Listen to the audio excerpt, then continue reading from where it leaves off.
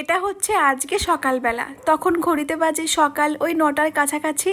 সকাল থেকে তো বৃষ্টি পড়ছিল আর বাবাও সেই সকালেই চলে গেছে বাজারে। এদিকে ফোন করে বললো যে বাজার পাঠিয়েছে। আমরা এখানে সবাই দাঁড়িয়েছিলাম বাজারের জন্যই। তো দেখো এখন যেহেতু 9টা 9:30 বেজে গেছে, তো কালকে রাত্রে তো মা রুটি বানিয়েছিল, সেই রুটি ছিল। তো আমি এখন দুধ দিয়ে রুটি খাচ্ছি। আগে আমি এই দুধ রুটি কোনোদিনও খেতাম না জানো, কিন্তু আমার প্রেগনেন্সি আসার পর আমি আগে যেগুলো খেতাম না সেগুলোই আমার এখন খেতে বেশি ভালো লাগে। মা চেয়েছিল সকালবেলা একটু গরম গরম সিদ্ধ ভাত রান্না করতে, আর যেহেতু বাইরে আজকে বৃষ্টি পড়ছে তো আমি মাকে রান্না করতে দেইনি, বলেছি তুমি একবারই রান্না করো। বাবা আজকে মাছ পাঠিয়েছিল, ওই যে ছোট ছোট খোকা ইলিশ মাছগুলো হয় না, সেই মাছগুলো। আমরা তো খোকা ইলিশ মাছ বলি, এবার তোমরা কে কি মাছ বলো অবশ্যই কমেন্টে জানিও। তো খোকা ইলিশ মাছ দিয়ে আলু আর চাল কুমড়ো দিয়ে মা তরকারি রান্না করেছে, আর করেছে চাল কুমড়ো দিয়ে মাছের মাথা দিয়ে ঘন্ট। তো আমার খুব খিদে পেয়ে গেছিল, ওই জন্য আমি শুধু তরকারিতেই ভাত খেয়ে নিলাম। এদিকে রান্না বাড়ি সেরে মা আর বাবা লেগে পড়েছে ঘরের একটু টুকটাক কাজগুলো করতে। তো এই চকিটা না আমাদের ওই ঘরে ছিল, তো